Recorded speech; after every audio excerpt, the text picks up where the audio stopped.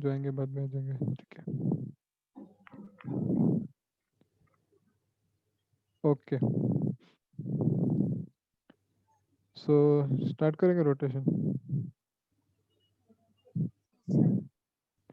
इसमें बहुत सारे टॉपिक्स है, लाइक बिग टॉपिक।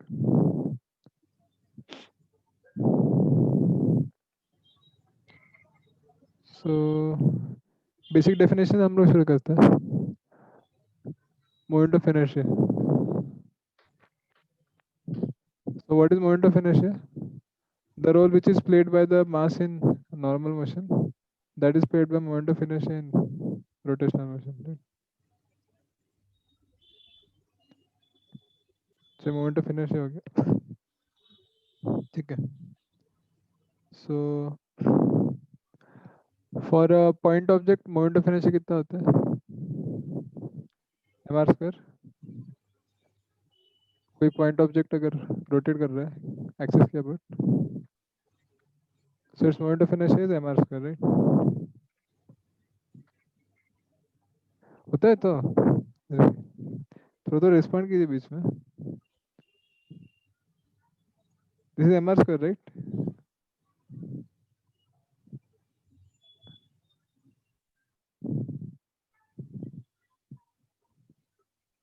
आपको सुनाई दे रहा है ना? Yes, sir. So moment of inertia due for a point mass rotating in a circle of radius r is mr square, ठीक है। तो पूरा मोमेंट ऑफ इनर्शिया का एक चार्ट बनाएंगे अभी, Okay. सबका पूरा रिवाइज हो जाएगा। So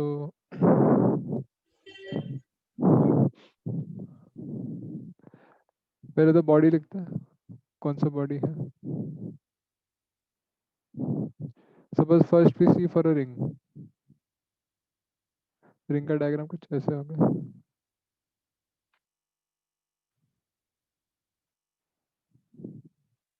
this radius is R, the other two axis, ठीक है। Third axis is like this and fourth axis is like this. तो इसका नाम दे देते हैं, this is I1 I2,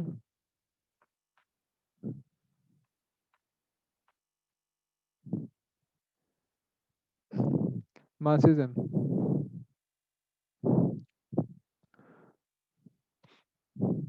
Then for a disk, if you see, हमारा disc कुछ ऐसे रहेगा।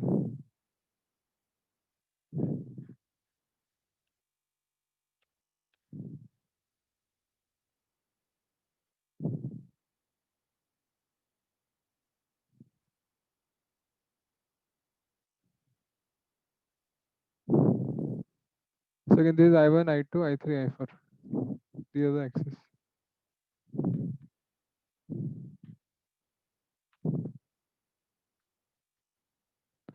ठीक है। रिंग डिस्क और क्या होता है हमारा, रॉड ले लो एक तो। सो रॉड में कैसे होगा,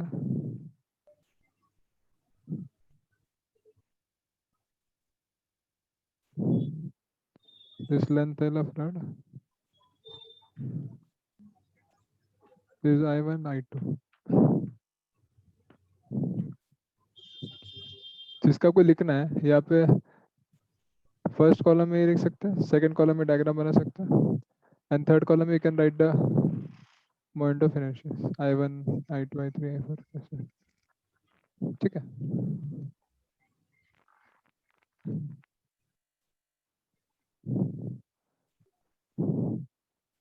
वही लिखना है क्या, कि can write yourself, You write the file. You right it down.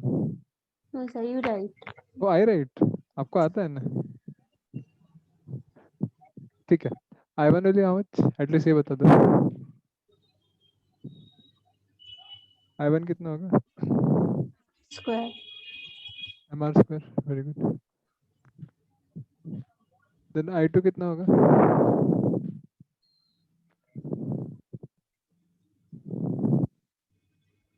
M R square by 2. mr square by 2 नहीं see this axis and this axis they are parallel to each other Yes. parallel है ना? So this therefore you have to apply parallel axis theorem. So parallel axis theorem पता है क्या होता है? सुना है कभी?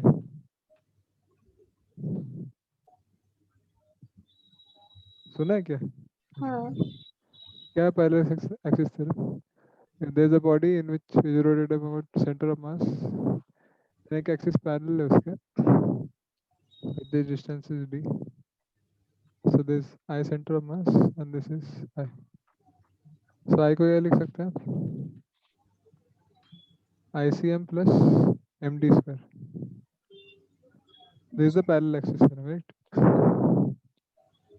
So here these two axes are parallel to each other. Distance between them is r. So d equal to r होगा. And ICM will be mr square. तो कितना हो गया? 2 mr square. Very good. 2 mr square. I3 कितना होगा?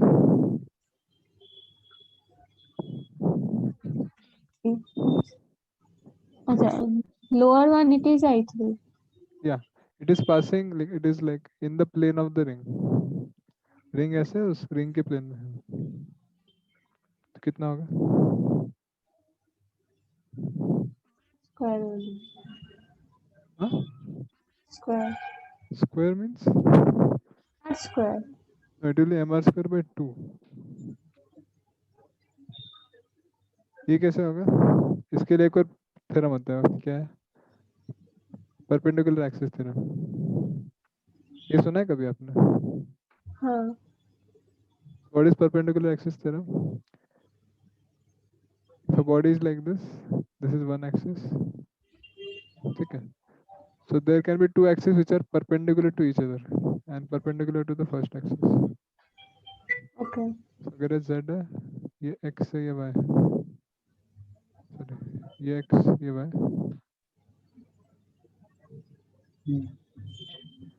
So according to perpendicular axis theorem, if all the three are perpendicular to each other, so we can write Iz equals to Ix plus Iy. ये हमारा perpendicular axis theorem है. ठीक है?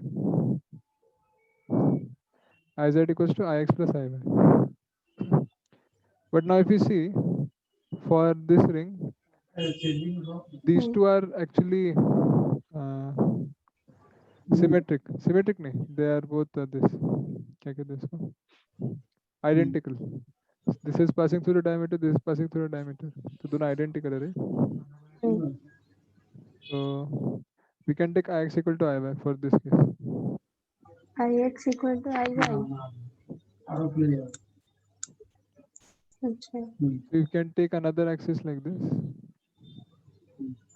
I3 and perpendicular to I3, one more axis. So we can write I1 equals to I3 plus point of inertia I5 बोल दो इसको. If you apply this perpendicular axis theorem तो ऐसे होगा, right? होगा तो? How I3 is mr square by 2. नहीं वही निकाल रहे हैं अभी. I1 equals to I3 plus I5 होगा. हाँ. So By now perpendicular. I3 equals to I5 होगा because these two are perpendicular to each other and identical है. ये भी diameter से पास हो रहा है, वो भी diameter से पास हो रहा है. अच्छा. Okay. So I3 will be equal to I5. तो इसको 2I3 लिख सकते हैं. I3 will be half of I1. I1 is mr square, तो mr square by 2 हो जाएगा. ठीक है? दे रहा तो मैंने सीधा. क्लियर है कि नहीं बोली तो? I'm saying one. वो हमको सुना ही नहीं दिया. So ये हो गया हमारा I3 like this. उसके बाद I3 is mr square by 2. I4 कितना होगा? So I3 and I4 are parallel to each other. So we can apply the parallel Square by axis. plus mr square. Yeah, so this will be 3 mr square by 2. ठीक है, समझ में आ गया? ऐसा है। सो ये हो गया हमारा रिंग के लिए। नाउ डिस्क के लिए देखते हैं। For disk if you see I1 कितना होगा?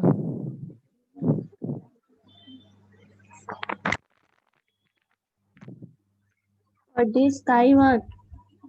हाँ, या फॉर डिस्क I1 ये आपको लिखना है।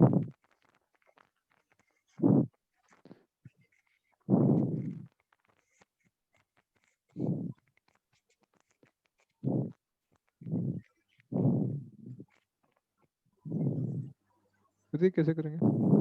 I1 will be mr square by 2। थोड़ा थोड़ा याद तो रहना चाहिए ना। I1 is mr square by 2। I2 कितना होगा? इसीलिए mr square by 2 plus mr square parallel axis theorem लगाएंगे। ठीक है, 3mr square by 2। ठीक है, ये ठीक है कि नहीं? आप लोग कुछ बोलना पड़ेगा, नहीं तो पता कैसे चलेगा हमको? ये तो side to 3mr square by 2। I3 कितना होगा? इसे परपेंडिकुलर एक्सिस थ्योरम लगाएंगे। So I3 will be half of I1, तो ये जगह mr square by 4 and I4 can be written as 5mr square by 4। इसको mr square ऐड कर दो तो इतना आ गया। ठीक है, Yes. Then for a rod if you see ये क्या है भाई? हाँ, तो रॉड के लिए देखेंगे तो मास m लेंथ l है, लेंथ l दिया हुआ है। ठीक है, सो I1 कितना होगा? ml square by 12. चलिए ml square by 12। I2 कितना होगा about this axis? ml square by 12 plus uh, l by 2 हाँ, सो square. Basically ml square by 3 होगा ऐसे। हाँ. क्लियर है तो सब लोगों को? सो ये हो गया हमारा रिंग डिस्क रॉड के लिए। और थोड़ा देखेंगे तो क्या है, हॉलो स्फीयर देख सकते हैं।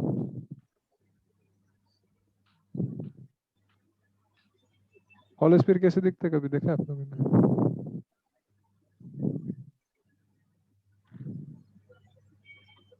हॉलो ही है।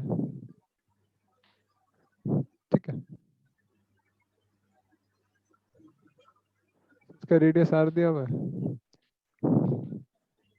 आपको I1 I2 निकालना है। So for hollow sphere I1 कितना होता है?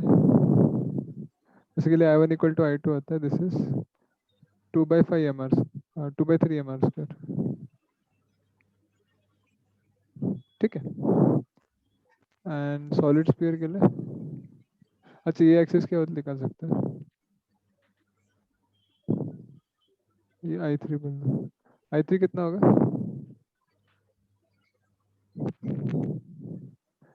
So for I3 you have to apply parallel axis theorem. So I3 is parallel to I2. I2 is 2 by 3 mr square. So I3 will be 2 by 3 mr square plus mr square. So कितना हो गया? 5 by 3 mr square। समझ में आ गया सबको? कोई doubt इसमें? Say understood. Anirma, is this clear? Okay. Okay. अभी सॉलिड स्फीयर देखते हैं। सॉलिड स्फीयर में क्या होगा?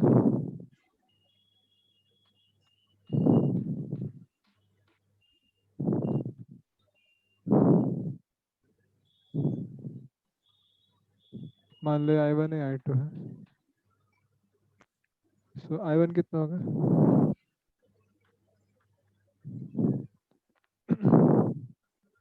This is 2 by 5 mr square। I2 this equals to 2 by 5 mr square plus mr square हो जाएगा 7 by 5 mr square। ठीक है, ऐसा है. So these are the different moment of inertia of different bodies. Okay. तो ये सब हमने पढ़ा था. Okay.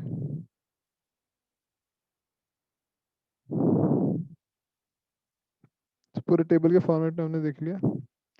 And we studied perpendicular axis theorem and parallel axis theorem also here. ठीक है. तो एक और ठीक है लिख देते हैं, जो रेक्टेंगुलर प्लेट होता है उसका भी देख लेते हैं. कहाँ देखेंगे? यहाँ देखते हैं. Suppose you have a rectangular plate like this.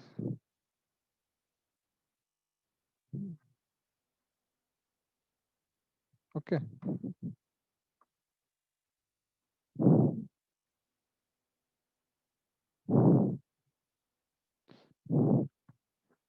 So this length is given as L, this width is given as B.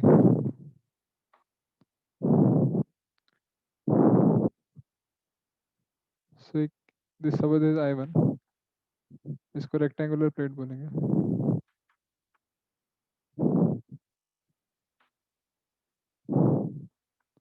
तो इसका मोमेंट ऑफ इनर्शिया कितना होगा? This is ml square by 12 plus mv square by 12. ठीक है,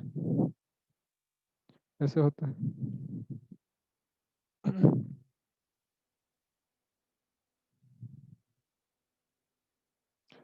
चलो clear है ना, यहाँ तक कोई डाउट इसमें? क्लियर है? Okay. Now there is one simple concept which is called radius of gyration.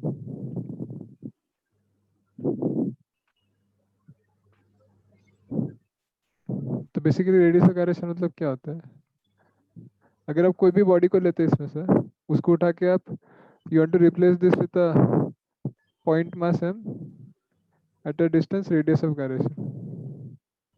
तो कोई भी बॉडी को ले, अपने होलो स्फीयर को ले ले, and you want to replace this with a point mass. So आपको कितना डिस्टेंस पे उसको एक्सिस से रखना पड़ेगा, उसको रेडियस ऑफ gyration बोलते हैं. ठीक है, सॉलिड स्फीयर को लिया, इसको you want to convert it to point mass. So to have the same moment of inertia आपको कितना डिस्टेंस रखना पड़ेगा, ये उसको रेडियस ऑफ gyration बोलते हैं. अब रिंग को लेके रख दो. ठीक है, so any body you want to convert to a point mass at a particular distance, that is called the radius of gyration. ठीक है, so इसको क्या बोलते हैं? So this radius of gyration is square root of moment of inertia by mass. ठीक है, so for all the different axes you can find out radius of gyration. इसका r होगा, इसका √2r होगा, r by √2 होगा. ठीक है, for all the cases आप radius of gyration निकाल सकते हैं. So many times जो बॉडी रहता है हमारा, it is not like this. ये तो नॉर्मल स्टैंडर्ड बॉडीज है, but sometimes in the question they might give a body which is not a standard body, or finding the moment of inertia is very difficult. So in that case they'll give this the radius of gyration. So उससे moment of inertia direct निकाल सकते हैं. We can write it as mk square. ठीक है, ऐसा है. तो ये हमारा छोटा सा बात होगा रेडियस ऑफ gyration का. ठीक है, क्लियर है यहाँ तक सबका? कोई डाउट? होपफुली क्लियर होगा. Exactly. ओके, तो हमने इसका फोटो खींच लिया. आपने अगर टेबल नहीं बनाया तो भेज देंगे हम. ठीक है, तो कुछ कुछ क्वेश्चन करते हैं.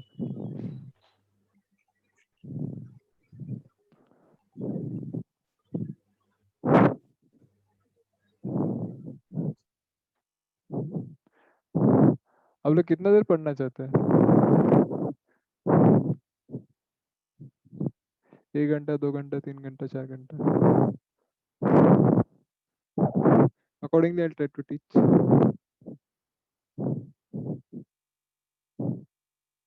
प्लीज बताइए Manasvita, how long would you like to study physics today?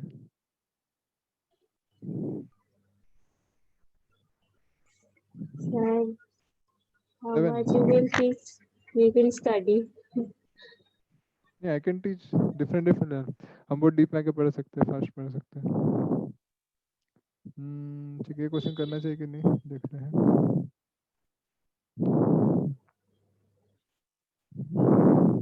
ठीक है, तो छोड़ दो, ये भी छोड़ दो। ये वाला क्वेश्चन थोड़ा मेंस वगैरह में आता है बहुत। आपको दिया हुआ है कि there is a cylinder, radius R and length L. ठीक है, तो आपको निकालना moment of inertia about this axis, moment of inertia about this axis. ठीक है, moment of inertia about this axis बहुत इंटरेस्टिंग है।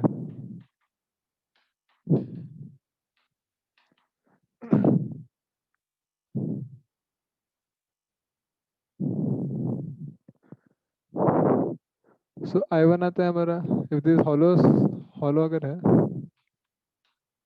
So I1 will be mr square. कैसे? See if you want to find the moment of inertia about this axis, तो आपको क्या करना पड़ेगा, इधर जाके इसको देखना पड़ेगा यहाँ से, ठीक है, या फिर इधर जाके देखना पड़ेगा ऐसे। सो if you see the cylinder from here, तो क्या दिखेगा आपको, एक हॉलो सिलेंडर है, so you just see the small ring, right. तो रिंग का मोमेंट ऑफ इनर्शिया कितना होता है, mr स्क्वायर। तो इसको बोलो कितना है, mr स्क्वायर। ठीक है, ये समझ में आया तो क्या बोला मैंने, sir. right? So if you see this hollow cylinder from here, so आपको क्या दिखेगा कि यहाँ पे एक रिंग है, तो रिंग का मोमेंट है mr स्क्वायर। अभी अगर यहाँ से देखेंगे, सो if you see this cylinder from very far away, वो दूर से देखेंगे, तो ये रेडियस बहुत छोटा दिखेगा आपको, बट लेंथ बहुत बड़ा दिखेगा। ठीक है, Mm. तो यहाँ पे जो मोमेंट ऑफ इनर्शिया होगा, वो आपको दिखेगा ml स्क्वायर वेक्टर। ठीक है, but because this passing through the diameter also, तो इसका भी मोमेंट ऑफ इनर्शिया ऐड करना पड़ेगा। ठीक है, so what is the difference between this and जो हमने रॉड पढ़ा था अभी। So that rod is very thin rod, बहुत पतला रॉड था। इसमें क्या है, रॉड थिन नहीं है, इसका रेडियस है कुछ, so that is it is not पतला, तो इसके माउंट ऑफ इनर्शिया ऐड करना पड़ेगा। ठीक है, तो ऐसा हम कर सकते हैं, ये वाला याद रखने लायक काम का है। Okay, so is the moment of inertia of a cylinder. Okay, ये हो गया।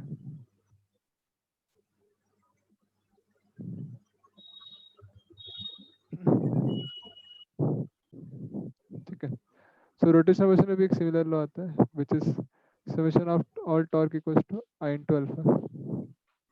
सो मास की इक्विवेलेंट आई होता है, लीनियर एक्सेलरेशन के इक्विवेलेंट पे angular acceleration alpha, and force के इक्विवेलेंट टॉर्क होता है। ठीक है, सो ऐसा हमारा हो गया। सो टॉर्क का मीनिंग क्या होता है बेसिकली, टॉर्क को आप लिख सकते हैं आर क्रॉस एफ। ठीक है, सो आर क्या होता है basically, this is the axis of rotation, ये पॉइंट पी है। सो इस वेक्टर को आर बोलते हैं, जो भी पॉइंट पी पे फोर्स लग रहा है। So R cross F will give us the torque, बहुत इंपॉर्टेंट। सो इसको फाइंड कैसे करते हैं, इसका direction, you have to apply the right hand curve rule. सुना है राइट हैंड कर्व रूल कभी? Yes, sir. Right hand curve rule क्या बोलता है, you put your fingers along the radius vector and curl them towards the force. So direction of thumb will give the direction of torque. ठीक है, तो torque ऐसे ऊपर होगा। सिर्फ दोनों के एंड को ज्वाइन करके आप आर क्रॉस अप करेंगे तो ऊपर आएगा, वो जरूरी है। सो नाउ अगर आपको डायरेक्शन से काम नहीं है, या फिर डायरेक्शन आप ऐसे ही कर सकते हैं, so you can just write this as R F perpendicular, और आर परपेंडिकुलर है, ऐसे लिख सकते हैं इसको। ठीक है, तो ऐसा आप इसको लिख सकते हैं। समझ में आ गया तो Yes, sir. ओके, ना एक तो क्वेश्चन कर लेते हैं टू अंडरस्टैंड दिस। क्या है क्वेश्चन में? ठीक है, so you have been given that a uniform rod is there of mass m and mass m है इसका, लेंथ l है, mass m which is at an angle of theta, right? And it is just released, इसको release किया गया। Release मतलब पता है ना, छुट्टी नहीं है तो छोड़ा गया उसको ऐसे करके। सो जब इसको रिलीज किया, at the instant of its release you have to find out the acceleration, acceleration of the tip. इसका एक्सेलरेशन क्या होगा ये आपको बताना है। ट्राई कीजिए इसको थोड़ा सा। So mass M length L दिया हुआ है, so the gravitational force will act at the centre of mass downwards, capital M G. ठीक है, सो इसका दो कंपोनेंट होगा, एक ऐसे होगा एक ऐसे होगा। So this component will be M G sine theta, that component will be mg cos theta. So this entire rod is rotating about this axis, तो इसको हम लोग axis of rotation बोलेंगे। So if you see about this axis, what is the torque on the body?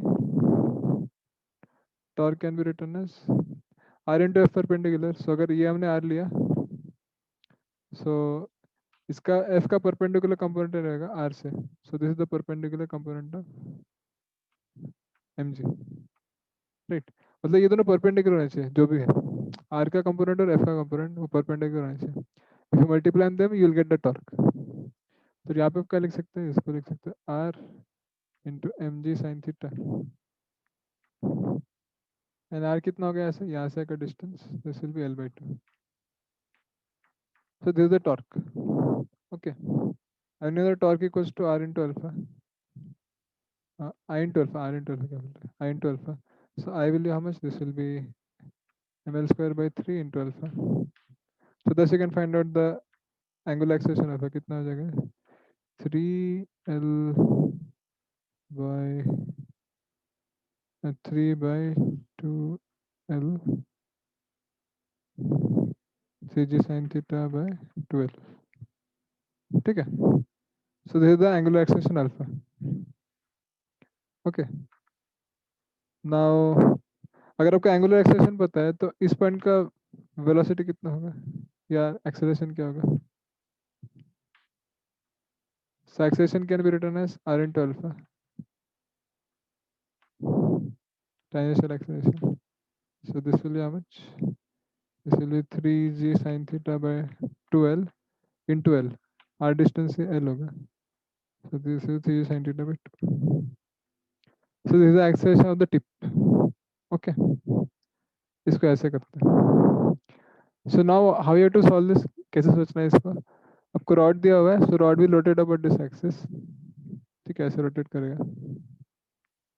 So now because this rod is rotating, so the gravitational force will act at the center of mass, and if it acts at the center of mass, तो इसका torque लगेगा कुछ ऐसा, mg sin theta के वैसे torque लगेगा. So you can find out the torque, and torque equals to I alpha, ये वाला Newton second law है. ठीक है. So you get angular acceleration from that, and you can get linear acceleration as r into alpha. ठीक है, ऐसा होता है. क्लियर है सबको? अनुचिता, अनुरिमा?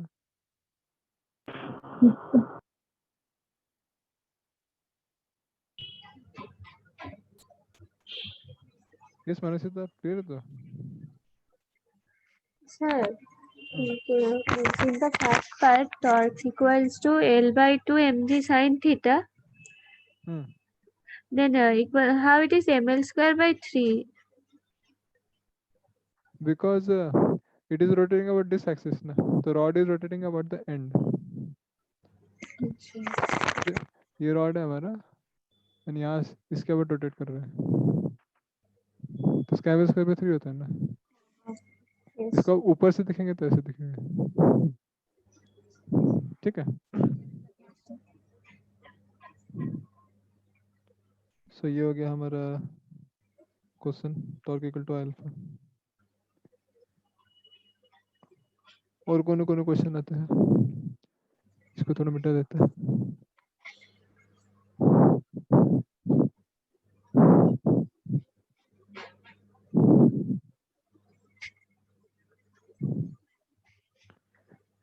ठीक है,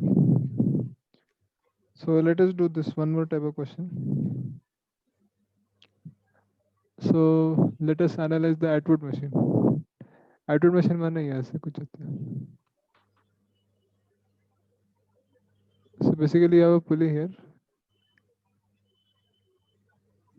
ठीक है, which is having a mass and there are two masses like this. This mass is m1, this mass is m2. Okay, ठीक है, इसका मोमेंट ऑफ इनर्शिया दिया हुआ है I and इसका रेडियस r दिया हुआ है। पुली का मोमेंट ऑफ इनर्शिया दिया हुआ है I, radius r, mass m1, mass m2. This has been given to you and yeah. So this हम लोग assume करते थे कि like pulley is massless and frictionless, but हम लोग यहाँ पे assume करेंगे कि frictionless नहीं है और massless भी नहीं है। That means pulley का mass है and there is friction also here, तो ये दोनों tension भी अलग अलग होगा।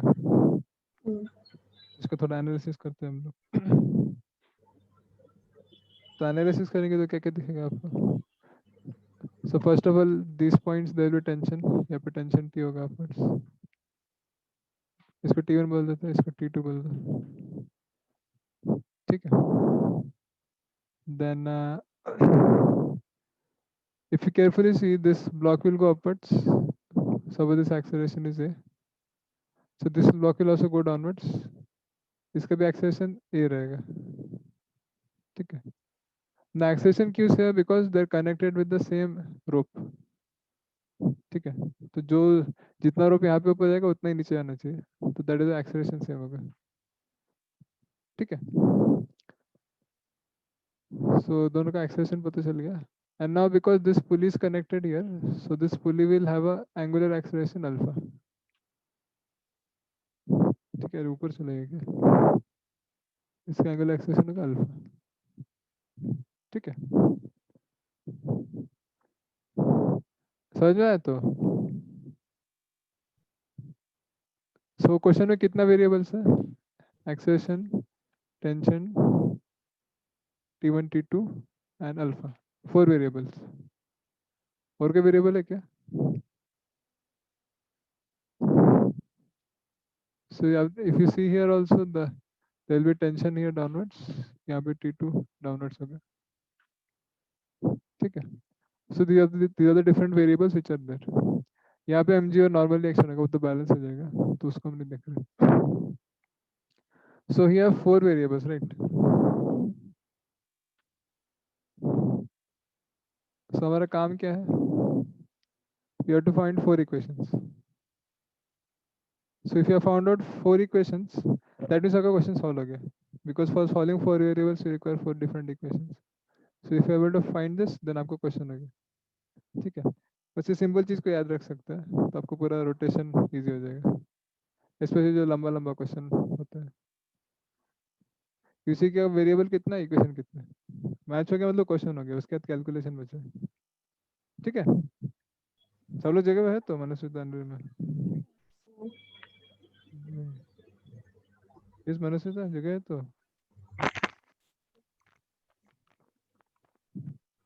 जगह नहीं है, आपका आवाज नहीं आ रहा बिल्कुल।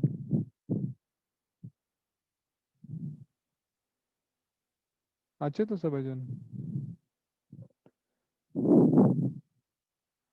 क्या शांति हो गया पूरा, okay. So you have to find out 4 equation, 4 variables है, तो कहाँ से इक्वेशन आएगा, यहाँ से आएगा, इसका फ्री बॉडी डायग्राम बनेंगे तो इस पे m1g डाउनवर्ड लग रहा है, इस पे m2g लग रहा है।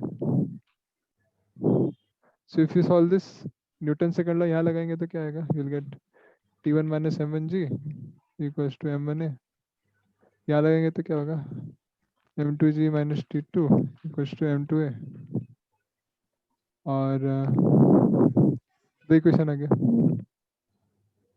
यहाँ पे इक्वेशन लगा सकते हैं torque equal to I alpha, है कि नहीं?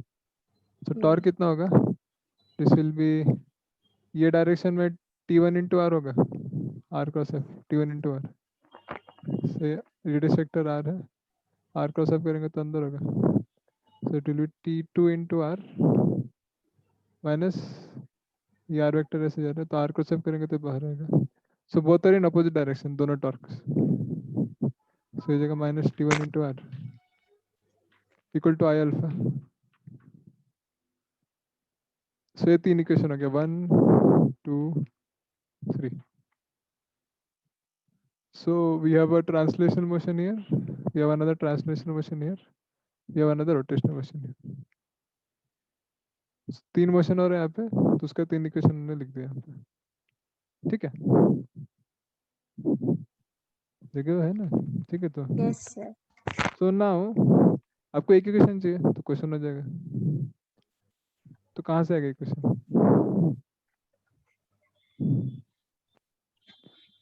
बताइए? So you can find out the Riemann equation by connecting rotational motion and translational motion। तो क्या रिलेशन रहता है? We can write linear acceleration as alpha into R. ये हमारा चौथा इक्वेशन हो गया। So now you have four equations, four unknowns. Question solve हो गया आपका, ठीक है? So you can find out tensions, acceleration and angular acceleration, ठीक है? तो ऐसे Yes. करना होता है। It's very important that you draw a proper diagram if such a question comes, ठीक है? And see what are the variables, उतना इक्वेशन निकालना हो जाएगा, ठीक है? Is clear Anurima?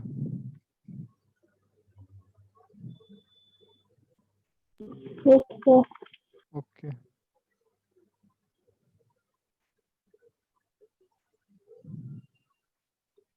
चलो चलो नेक्स्ट क्वेश्चन पे जाते हैं। कॉन्सेप्ट पे इसको मिटा देते हैं फिर।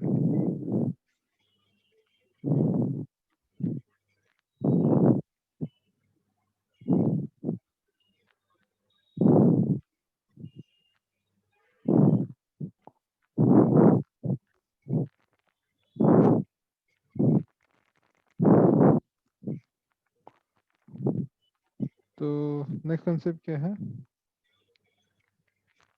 दे the concept of angular momentum. अभी सुना एंगुलर मोमेंटम के बारे में? हाँ। क्या होता है बताओ? R plus something. R cross M V. Angular momentum होता है क्या? इसका मीनिंग क्या है? जैसे लीनियर मोमेंटम का मीनिंग आपको पता होगा, तो एंगुलर मोमेंटम का मीनिंग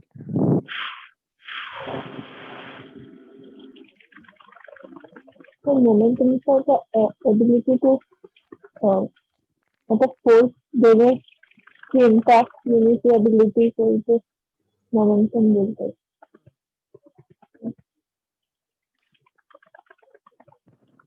तो angular momentum है वैसे हाँ, तो एंगुलर मोमेंटम क्या होगा? टॉर्क देने की एबिलिटी बोल सकते हैं। जितना द एंगुलर मोमेंटम है उतना that it can give torque, अगर उसको रोका जाए या फिर उसको यूज किया जाए तो, है कि नहीं? ऐसा है। So basically this angular momentum is, जैसे अनुराग ने बोला, this is defined as R cross P.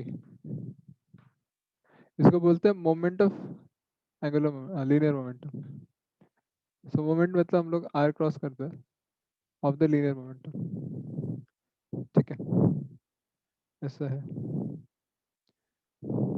सो ये तो ये बेसिक तो सबको पता ही है ना। इसका डिफरेंट डिफरेंट केसेस होते हैं, जो एक बार क्लियरली पढ़ लेंगे तो अच्छा हो जाएगा। So there are three different cases. एक बार मैं नोटबुक में देख लेता हूँ, अच्छा टेबल आ जाएगा। Just a second.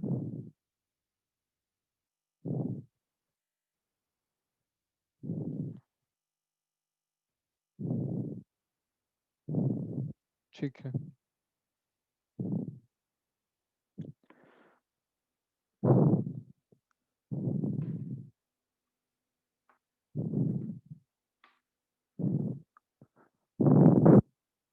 So y-axis, x-axis, and a mass is there m. ये हमारा radius vector r, position vector, and this is moving towards the right with velocity v. तो आपको क्या क्या निकलना है इसमें?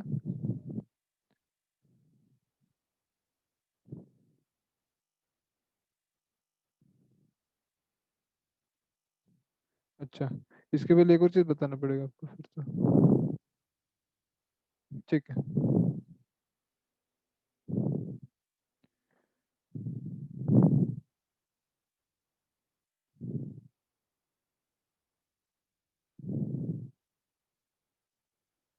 जो हमारा एंगुलर मोमेंटम होता है,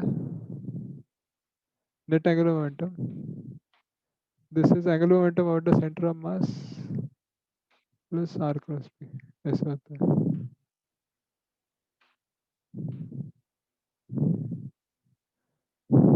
इसका डेरिवेशन भी, बट छोड़ दो इसको अभी के लिए। So net angular momentum is angular momentum over the center of mass plus r cross p. ठीक है, अभी हम कर पाएंगे इससे। तो आपको ये टेबल को भरना है, r cross p, LCM and L not. ठीक है।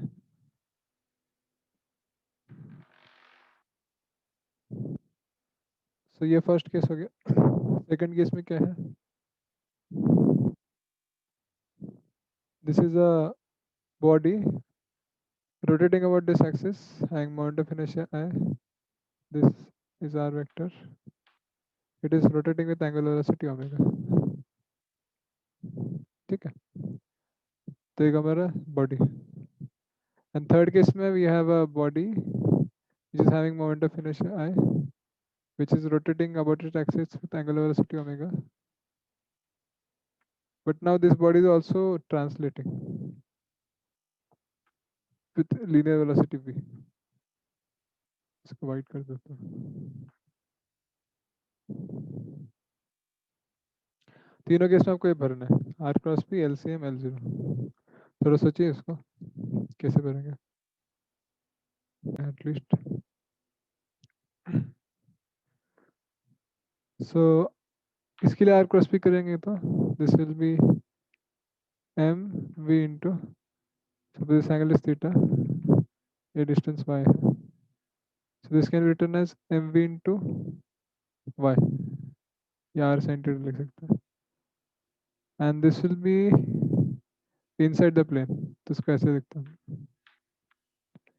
ठीक है, देन LCM कितना होगा इसका?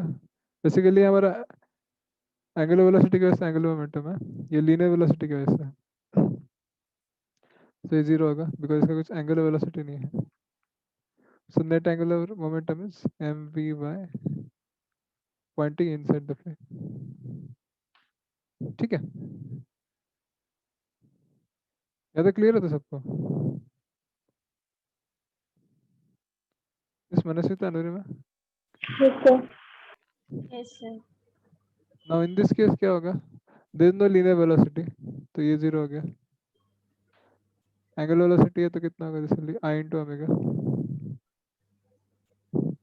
जैसे मोमेंटम मास इंटू वेलोसिटी होता है ना, तो ये I इंटू ओमेगा हो गया।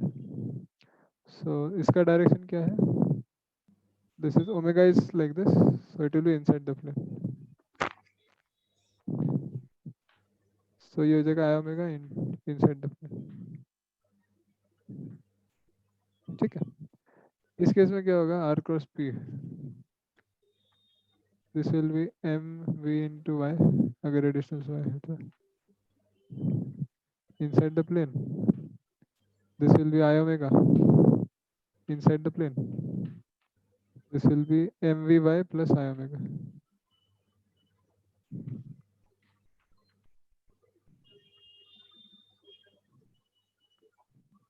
ठीक है, तो इसलिए दोनों को ऐड कर दिया। ओके क्लियर है पूरा. Yes. So this is the concept of angular momentum.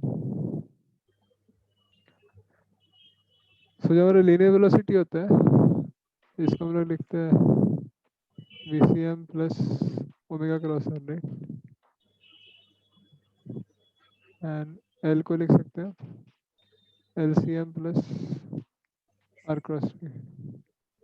So linear component होता है, असली लीनियर कंपोनेंट होता है, ये एंगुलर कंपोनेंट होता है, दोनों को ऐड करके नेट होता है, net velocity net angular moment. ठीक है, यहाँ पे लिख भी सकते हैं इसको लीनियर, ये एंगुलर. ठीक है, यही सब है.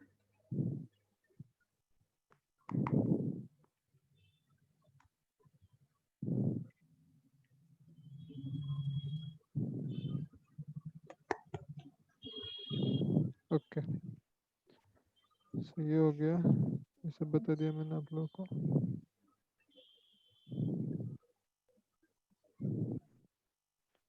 ठीक है,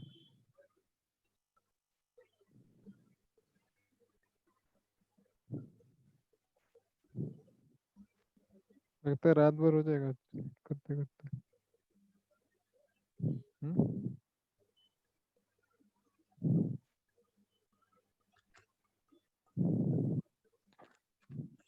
सो एंगुलर मोमेंटम हो गया.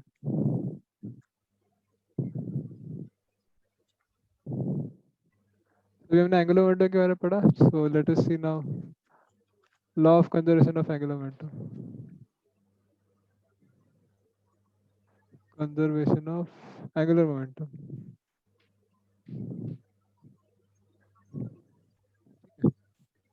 So we know that torque equal to I alpha, and torque को हम लोग लिख सकते हैं dl by dt. It's like rate force equals to dp by dt. So torque को dl by dt लिख सकते हैं. So if the net external torque is 0,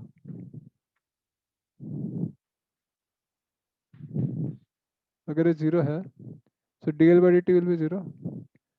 That means the angular momentum will be constant. समझ में आता है? So angular momentum constant है मतलब angular momentum is conserved. Conserved मतलब initially जितना था उतना finally होगा. That means Li equals to LF. So ये कंडीशन आपको हमेशा चेक करना है. Net external torque is it 0 और नॉट, तो आपका आ जाएगा. ठीक है, सो ये हो गया हमारा कंजर्वेशन ऑफ एंगुलर मोमेंटम. ठीक है, so let us do one simple question based on this.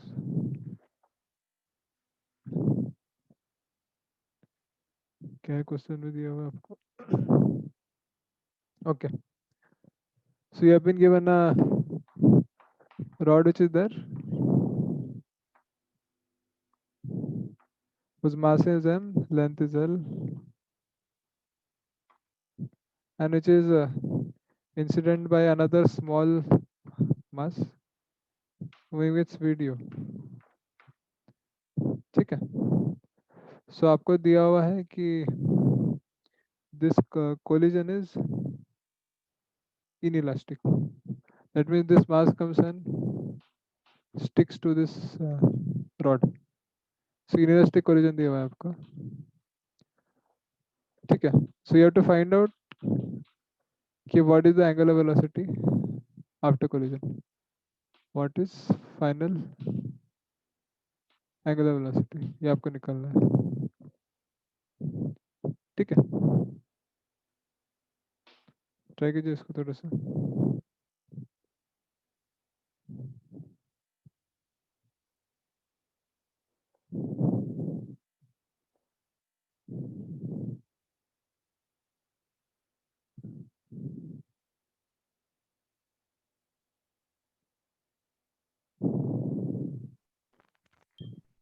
चलो इसको डिस्कस कर लेते हैं फटाक से. So what will happen? This is the axis of rotation. जब बॉडी रोटेट करेगा तो इसके ऊपर रोटेट करेगा फर्स्ट ऑफ ऑल.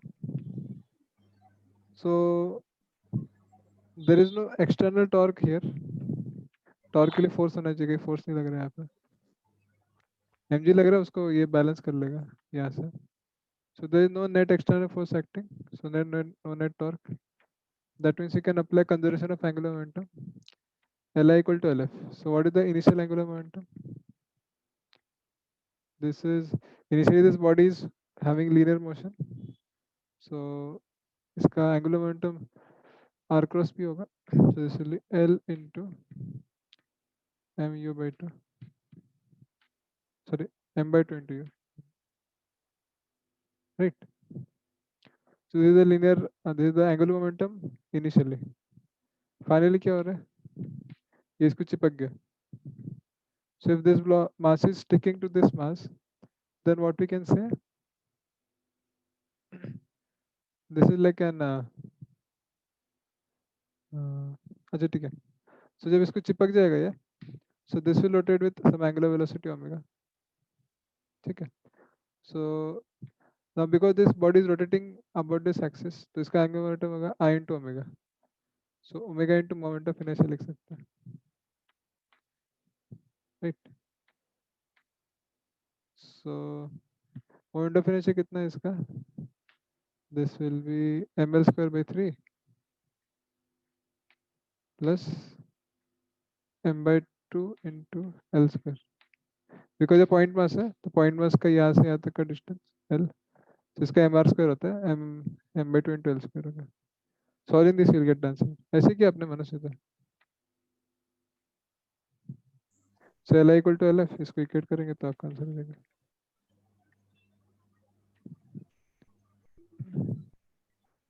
ठीक है. ऐसे किया आपने.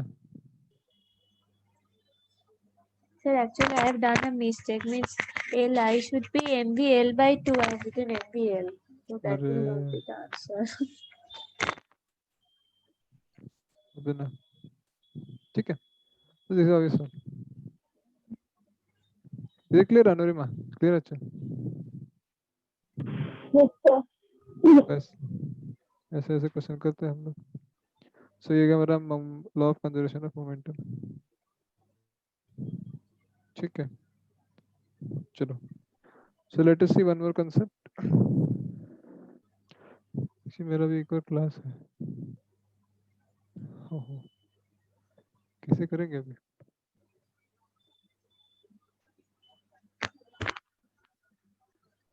ठीक है. ये एक कंसेप्ट पढ़ लेते हैं फिर बढ़ते आगे. So kinetic energy notation machine, ये थोड़ा देख लेते हैं.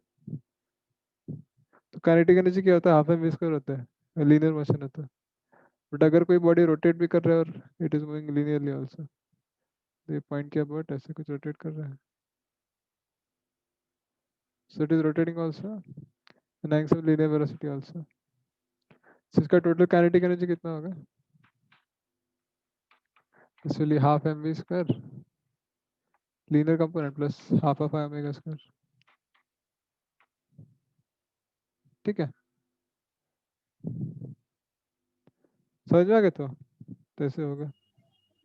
Kinetic energy, kinetic energy will be equal to half M V square plus half of I omega square. ठीक है.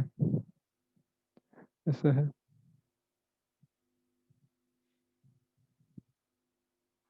तो एक क्वेश्चन कर लेते हैं इसके बेसिस पे.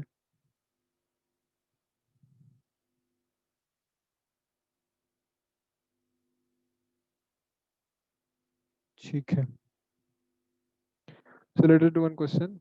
क्वेश्चन में क्या दिया हुआ है आपको? That you have a body like this which is fixed here and it can rotate about this axis. ये दिख रहा है ना? हाँ. And there is another mass m which is connected like this. ठीक है. So इसका मोमेंट ऑफ इनर्शिया I दिया हुआ है, रेडियस r दिया हुआ है. And this ball falls for a height h downwards. नीचे गिरता है h height से. स्मॉल m मास है. तो आपको निकालना क्या है इसका? Find the speed of mass है. Speed of mass m when it fell like falls height h, ये निकालना है आपको। ठीक है, ट्राई करो इसको।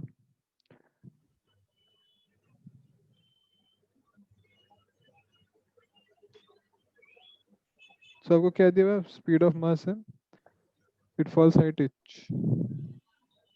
तो मिटा देते हैं इसको।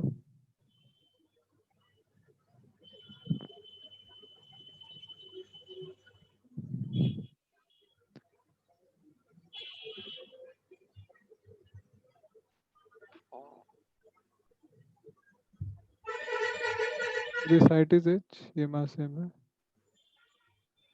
ओके,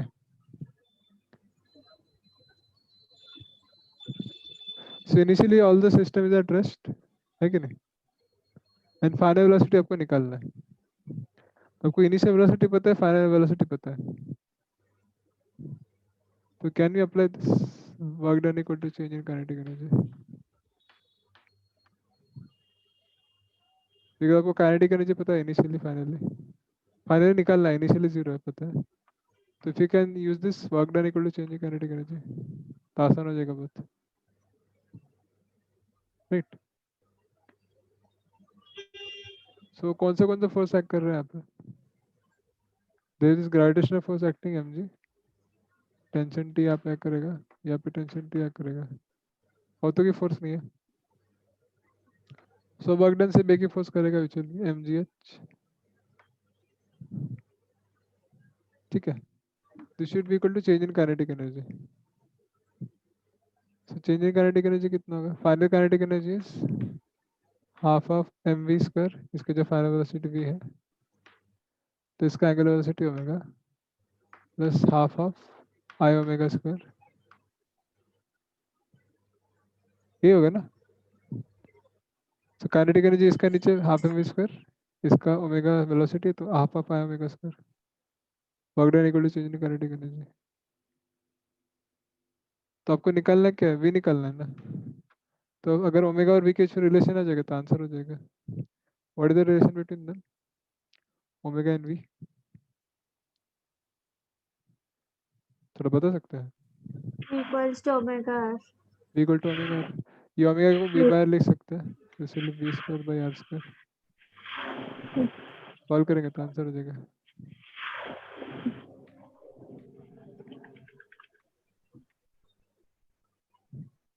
ठीक है, सॉल्व करेंगे तो आ जाएगा, 2 mgh बाय कुछ कुछ होगा, 2 mgh बाय m प्लस आई बाय r स्क्वायर, आ गया आंसर। ठीक है, इजी था ना? दो स्टेप का एक्चुअली, एक दो। So this is one way of solving. Another is you can find acceleration, इसका एंगुलर एक्सेलरेशन निकाल सकते हैं, लीनियर एक्सेलरेशन निकाल के इस डिस्टेंस के लिए टाइम कितना लगेगा वो सब कर सकते हैं, बट वो सब करने की जरूरत नहीं है। So whenever it is like आपको सिर्फ फाइनल वेलोसिटी निकालना है या फाइनल पॉइंट पे आपको वेरिएबल्स निकालना है, तो you can directly work energy theorem, because it does not consider the intermediate state, बीच में क्या हो रहा है, यहाँ से यहाँ क्या हुआ पता नहीं हमको, बस फाइनल वेलोसिटी निकालना है, इनिशियल वेलोसिटी जीरो है, तो उसको लगा के सॉल्व करते हैं। ठीक है, ऐसा है। क्लियर है? तो मनस्विता, अनुरिमा, Yes, sir. ऐसा है। This is the concept of kinetic energy.